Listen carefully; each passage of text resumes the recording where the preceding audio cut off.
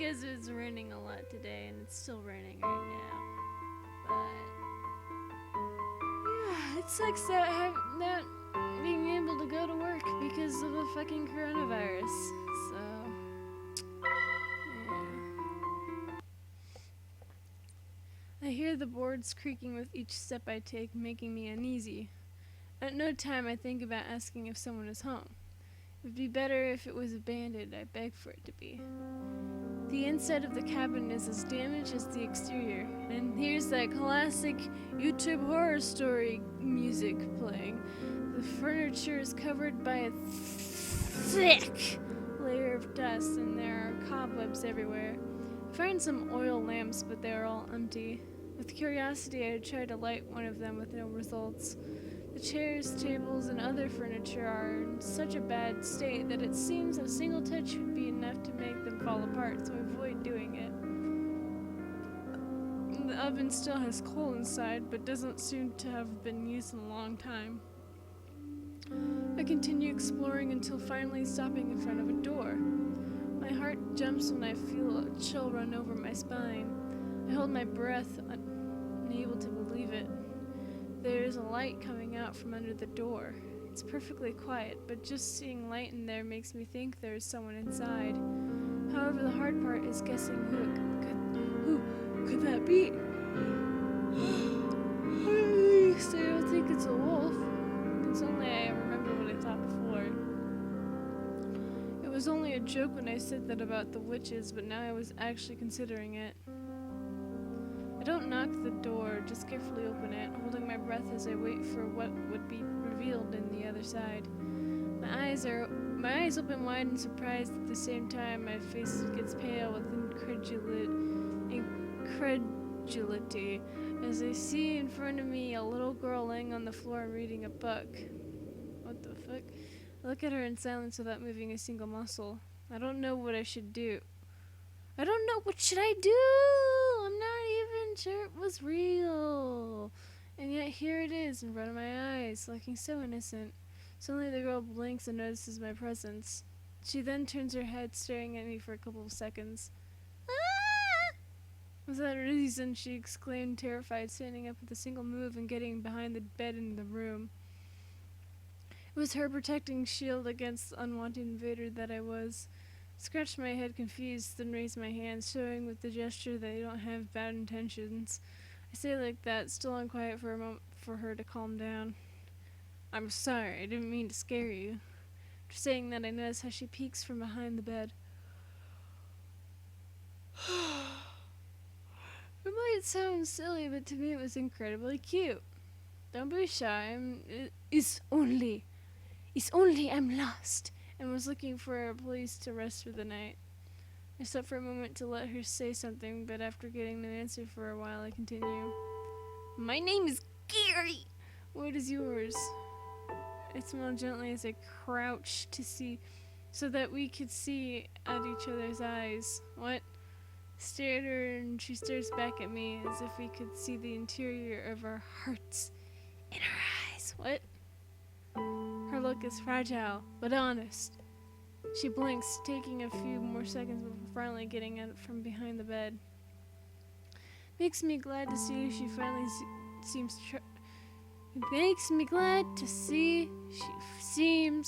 to finally trust me. Oh my god. Mary! My name is Mary! It's nice to meet you, Mary. My name is Gary! You already said your name! And pause, noticing the way she looks at me. You can trust me. She tilts her head and slowly gets closer. You're not a wolf, right? Her question confused me for a second, however soon I remember my past experience. No, without a doubt, I'm not. Actually, I found this place after getting away from one of them. Ah! She exclaimed, surprised. Then gets even closer until we were finally face to face. Mary hugs a cheap plushie all the time. She doesn't seem more than 7 years old. Oh no. No, I don't like where this is going. I tilt my head as I look at her with curiosity. Your parents, are they around here? She shakes her head. never seen them. Ever since I have memory, I have lived here alone. All alone? There's no one to make you company? I wasn't thinking when I said that. My lips moved by reflex. It isn't until I see how she lowers her sight with sadness that I realize my mistake. She gives no answer other than shaking her head in denial, but that's enough. I'm sorry. I pause and sigh, lowering my face for a moment. I look at her into the eyes. Mary, how long have you been in this place? She blinks while thinking about it. I can't remember, but as long as I know, I have always been here. Those words make my heart feel heavy, Mom Spaghetti, as if it had suddenly turned into lead.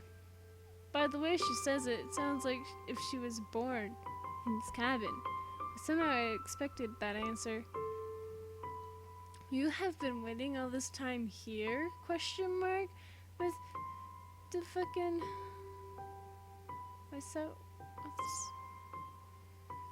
Chris? What's it called when there's two apostrophes together again to like signify the end of a sentence? You know, like a quote. Yeah, that's called a quotation. But for like the end of a sentence. So like you're quoting something, Yeah. and then like you have one at the beginning, one at the end. Yeah, but there's only one at the end. No, that's just a typo. I know, but I wanted to know what it was called because I forgot what. That's called a typo. No, the actual thing. It's called a quotation mark. I know. Okay, stop lecturing me. Okay. Do you have a boner? Why would you say that? Because your dick sticks out all the time. My dick's huge. Okay, that's not my fault. I know it's blessing, but a curse. Must be a curse. You're not turning off the light. No. No, I'm still recording. Lost in the woods. Stop, don't sing that. I will get claimed for that. I see people sing all the time. I'm recording for YouTube. I will get claimed for everything, especially stuff owned by Disney. You've been waiting here all this time here? She nods, hugging tighter her plushie. Okay, at first I spelled plushie with an IE, and then they just spelled it with a Y. Which is it? Yes. You don't have an idea of how many days have passed? Once again, she shakes her head in denial. No, you see here. Oh, you see here is always night, so I can't count the days. I'm astonished after hearing that. In silence, I tried to think, what does it mean? Or rather, I tried to accept it as true. No matter how many times I repeat to myself that I'm in another world, my mind always tries to find logic, a thing that possibly doesn't exist. Is that something bad? Mary's voice pulls me back to reality. Oh, look goes gravity.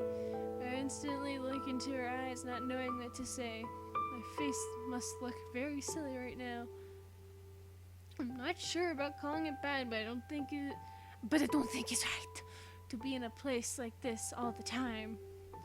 She's a prisoner. There are no locks or cells, but she can't escape from this place, and it seems me neither. Okay, I like this place. she said suddenly, shaking all my ideas. You like it? You don't feel lonely or bored? No, more importantly, you don't feel hungry being in here? Somehow I think I knew that answer even before asking. Mary shakes her head. No, it's not like that. I never feel hungry, so I don't need to eat. And I like being alone. Here there are many books to read. I scratch my head while making a confused face. Have you ever been outside this cabin? Mary trembles when she hears my question. She then hides her face behind her plushie in such a way I can only see from her eyes up. No, the wolves are outside. I hate them. I don't want to cross paths with them. Yes, you are right, I said, feeling stupid. Then I take a deep breath as I think. They don't come close to the cabin. This is a safe place, right? Mary nods. Yes, I don't know why, but they never get near here. I think they believe it's empty. She then shyly looks away. The talking wolves wolves have a weak sense of smell, so as long as they don't see you or hear you, they won't attack you. That sounds familiar. That's right. It's exactly what was written in that note at the entrance. Where did you read that, Mary? I ask while staring at her, but always with gentle eyes. She tilts her head confused. She tries to remember, but it seems she finds nothing. I can't remember, but it's the truth. It's been a long time since they last came near, because I know how to hide. Do you like it when I talk like that? Okay, I'll keep doing it. She then looks down and hugs her plushie, looking terribly shy. If you want, you can stay here and make me company. Her question takes me by surprise. Stay silent with my mind blank before feeling a chill. Then I realize all this time she has been staring at me deeply, waiting for my answer, and she hides her face behind her plushie. Why do I take so long to answer? Am I actually considering it? The answer should be obvious. I have to get out of here. But every time I think about it, the image of the wolf comes to my mind. Its sharp fangs are something I never want to see again in my life. For a moment, I doubt what is even the right choice. I think about going back home, but I don't even know if that's possible. And if I face those wolves, the most likely outcome is my end. I have no words. I'm ashamed of how coward my indecision is. I only think I'm in running away from the pain, leaving behind all else. Carrie? It's not until Mary calls my name that I snap out. She blinks while looking at me confused. I'm sorry, I lost myself for a moment. I said before shyly, smiling at her. Mary doesn't seem to get it, so I quickly lose my smile. Then would you like to stay here? I swallow saliva. No, you're swallowing semen. As I hear that question resound in my head. Think about it for long seconds, unable to reach an answer, but none of the options convince me. No, I'm sorry, but I have to be honest. I finally said after a moment that felt too long. The words come directly out of my heart. What? Thinking too much about it instead of helping me was confusing me more. You won't stay? Mary isn't expecting an answer from me. She's angry or even sad, just astonished, as if I had something crazy in her eyes. It must be. You are not afraid of the wolves? She hides her face behind her plushie as she asks that question. Scratch my head in a shy gesture. I actually am, and a lot, but I don't believe I could feel comfortable staying here for the rest of my life. She tilts her head, then looks at me confused. You don't like this place? When she asks that question, I notice how she hugs her plushie very tight. It seems it was hard for her to think so. No, nothing like that, but I don't want to be here forever. I have a home and a life I want to go back to. I look deeply at her as I talk. Why are you looking deeply at this little girl? I would like to explain her how I feel, but sadly I've never been good with words. And apparently, yes. I can't say I'm very excited to return to my life of homework and school, but making my life just be a small room is definitely something I don't want. I shyly scratch my head before speaking.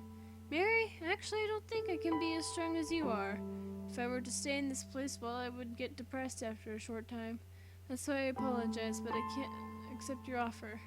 She lowers her face disappointed, then closes her eyes and sighs. It's my fault, right? You don't have to hide it. I'm sorry, I won't bother you anymore. Something inside me moves after seeing her making that face. What are you saying? No, it's not your fault, Mary. I just fucking met you. I feel confused. I stare at her in silence without knowing what to say. Mary looks back at me with fragile eyes, as if her life depended on it. I knew she was shy, but I think she is it a lot more than I expected. I shake my head, then gently pet hers. Mary, it's not your fault. I don't know how to say it, but I don't think I can be happy in a place so small as this. There's still many things I would like to do. But if I stayed in this place, I would never get a chance to do them. I pause and breathe, taking that moment to look into her eyes. She looks much better now, but still stares at me full of curiosity for what was I going to do? She is right. If I don't want to stay, what other choices do I have? Mary, do you know about any exits from this forest? As if I had said something unthinkable, I see how she opens her eyes wide, astonished. An exit? But her eyes aren't opened wide at all! After saying those words, she hides her face behind her plushie. I do. There is an exit. I blink confused. Then I feel my heart jump Excited. Really? I said excited, unable to control myself, seeing later how she shuddered nods. But you can't go there. It's on the den of the wolves. Mary trembles and hides her face fully. She avoids looking at me as if it was her fault. Suddenly I go quiet, immobile too, as if I had turned to stone. All the excitement of just a few seconds ago died in less than a blink. Of course it couldn't be so easy. It's just so unfair. I look down, feeling hopeless. Ooh, that rain sounds dreadful. Again, the memory of the wolf's fangs flashes in my mind. For a moment, I forget about everything but that image and the fear it produces in me. Gary? She called shyly. I'm sorry, I lost myself for a moment. Again. That's fine, but She pauses and looks down. now that you know we can't escape, what are you going to do?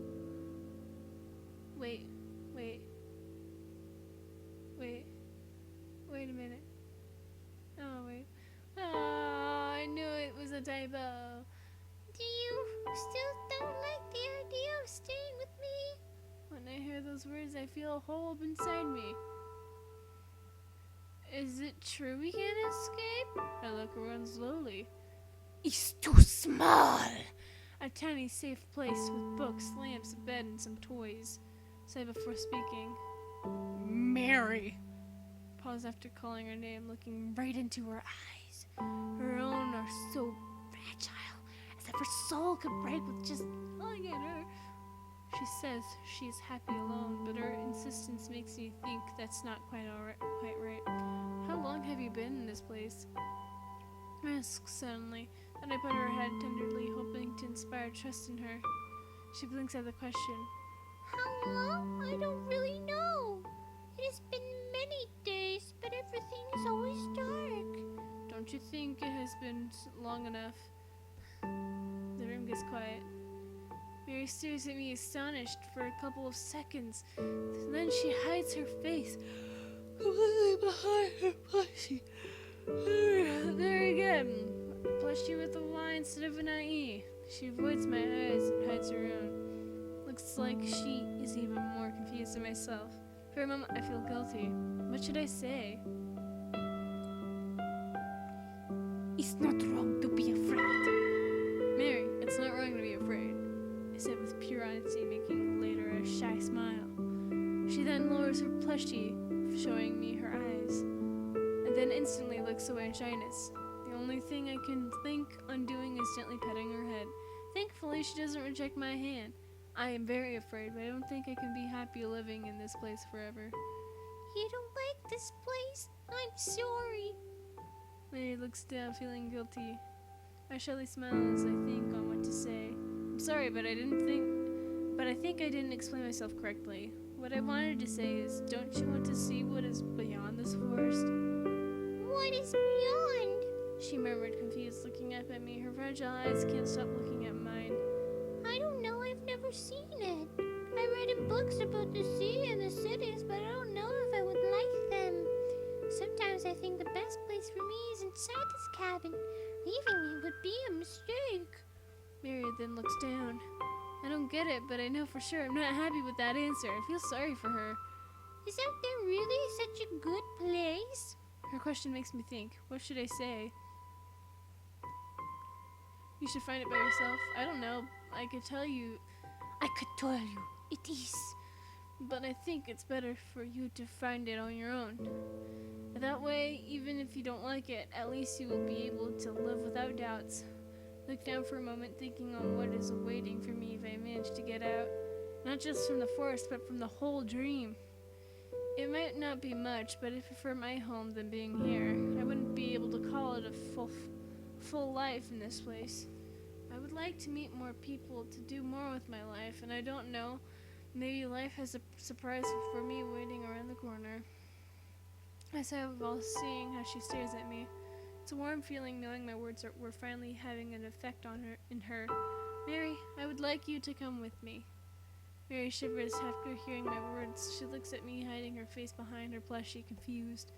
She's not angry nor disgusted by the idea. Is more, as if she had never thought about it.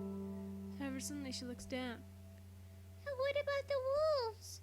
It's true, even if I have the will to do it, there is a big obstacle before me. It's not that easy, just as making a choice. I don't know. I guess I'll think of something. There must be some way of scaring them away.